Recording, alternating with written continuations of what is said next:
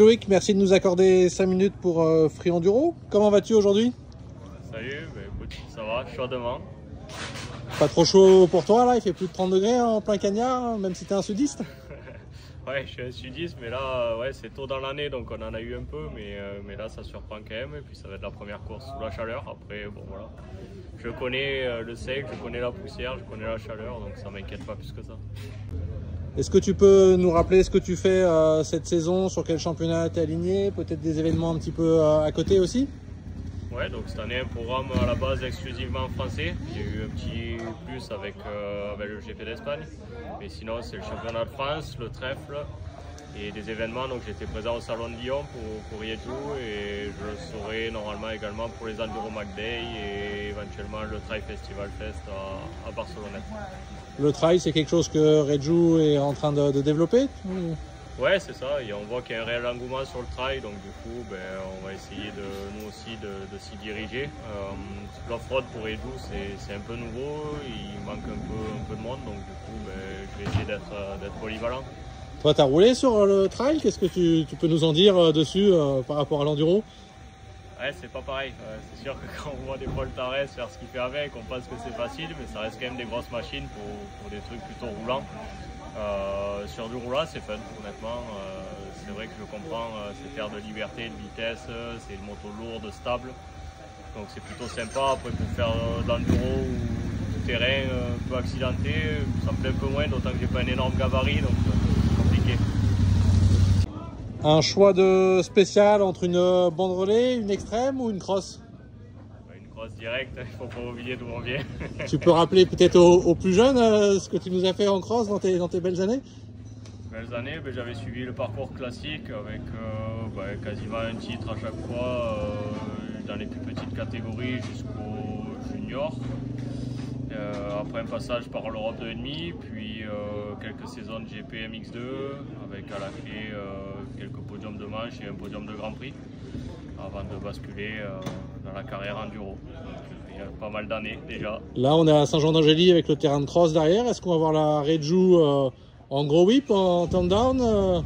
Je me suis un peu blessé la semaine dernière, donc je suis un peu rouillé au niveau des côtes, mais ouais, si, le terrain a été super bien préparé en plus, donc il y a des beaux sauts. Ça devrait whipper un petit peu, ouais. Et puis ça me rappelle de bons souvenirs, parce que pour la petite anecdote, Saint-Jean, j'y étais en 2007 avec une CN5 de temps.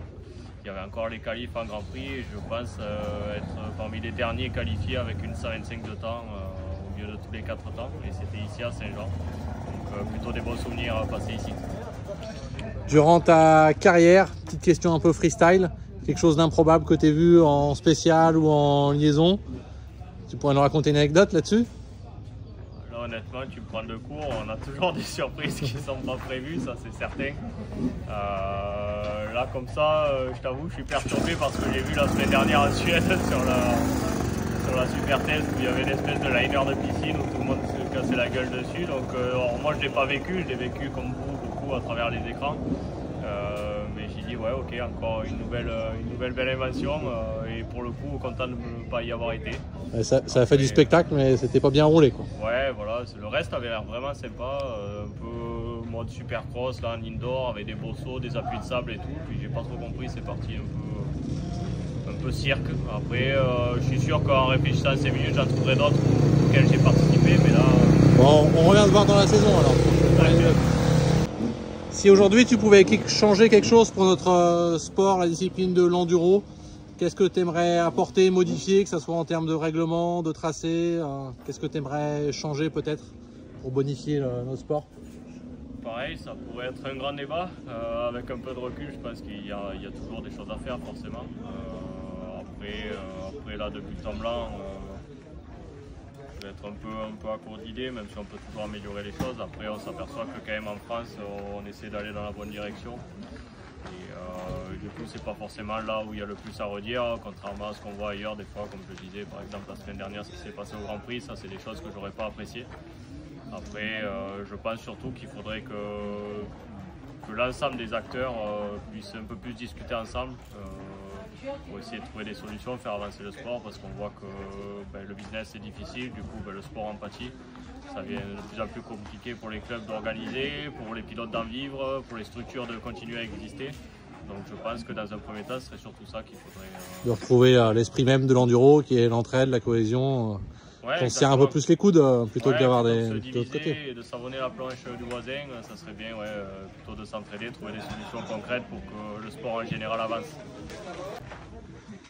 Bon, on sait qu'on t'appelle le papa de l'enduro ou le papy quand ils sont un peu arrogants.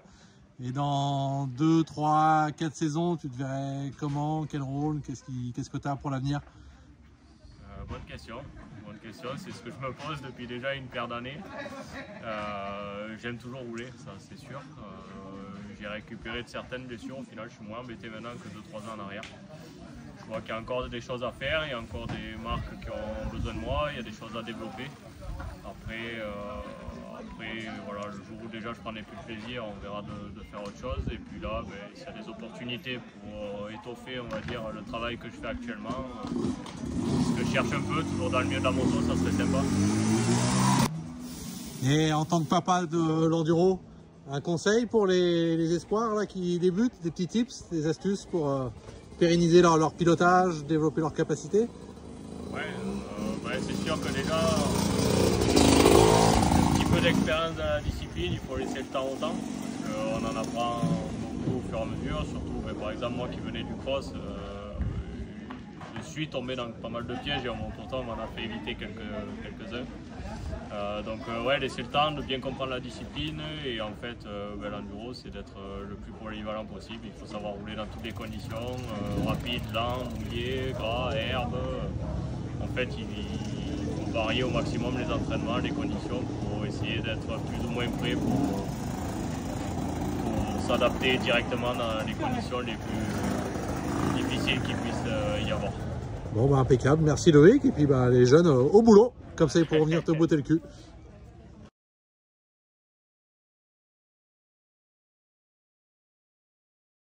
Allez Loïc, si tu devais faire une course par équipe dans l'esprit ISDE, mais plus pour le fun, en coéquipier, tu choisirais qui? Pour le fun, c'est un bon équipier. Déjà le phénomène Antoine Alix, c'est sûr, pour la cohésion, la bonne ambiance, la bonne humeur. Et également si on n'a pas de radio, ça peut servir aussi. Après je dirais son teammate, Léo Joyon, un bon jeune, pareil, bon état d'esprit, et si on allume un poil la flamme, il démarre aussi, donc c'est sympa. Et puis les bons souvenirs passés avec mon bon vieux Léo Lequéré aussi, lors des derniers 6 jours en Argentine, on a partagé la chambre pendant les 15 jours. Et un bon gars aussi, un bon vivant, qui suit le mouvement et un bon état d'esprit aussi, c'est surtout ça en fait. Et du coup, les trois là, ça serait vraiment sympa. On est dimanche soir à Saint-Jean-d'Angély, on t'a vu sur le cross avec la rear-roue en travers. 2x2 ce week-end, qu'est-ce que tu en as pensé des spéciales, de l'organisation, de l'ensemble? Ouais, 2x2 ici à Saint-Jean, donc il y a du mieux parce que sur la première épreuve il y avait un 2 le dimanche, mais le samedi c'était un peu plus loin. De belles spéciales, ouais. On a pu se faire plaisir, de la vitesse, des sauts, une partie du terrain qui est un beau terrain puisqu'il y a eu le GP il y a quelques mois. Donc essayer de faire un peu le show, voilà, c'est pas le même public, on n'a pas autant l'affluence, mais bon voilà, pour les gens présents, faire un peu le spectacle et essayer de mettre quand même du gaz malgré tout, donc plutôt satisfait de voir qu'on progresse sur la rear-roue. C'est mieux sortie après sortie, donc voilà, après Léo, il y a un client devant, c'est un autre rythme, mais bon déjà de faire 2 régulièrement ça serait bien, et si on peut réduire l'écart d'ici la fin de l'année, ça sera encore mieux. Allez, Free Enduro, on a eu la chance d'essayer les nouvelles Reju là, en 302 temps avec l'injection. Tu roules forcément dessus aussi. Qu'est-ce que tu en penses toi par rapport à l'année dernière sur l'évolution? Ouais, la toute nouvelle moto, c'est vrai que ça change pas mal tout le bloc en fait, tout le bloc moteur. Donc j'apprends à le connaître parce que je l'ai eu à peine une semaine, 10 jours avant Hénon. Donc c'était un peu juste pour s'adapter. Là depuis ça fait pas mal de temps que je roule avec. Pour l'instant on est sur la base de série. Ma moto que je pilote, hormis réglage suspension, guidon, mais le bloc et l'allumage, tout ça, là on est tout d'origine. T'as mis juste une courbe dessus pour changer un petit peu ou... Même pas, on aurait aimé, mais bon c'était pas concluant, donc on est revenu à vraiment ce qu'il y a de série.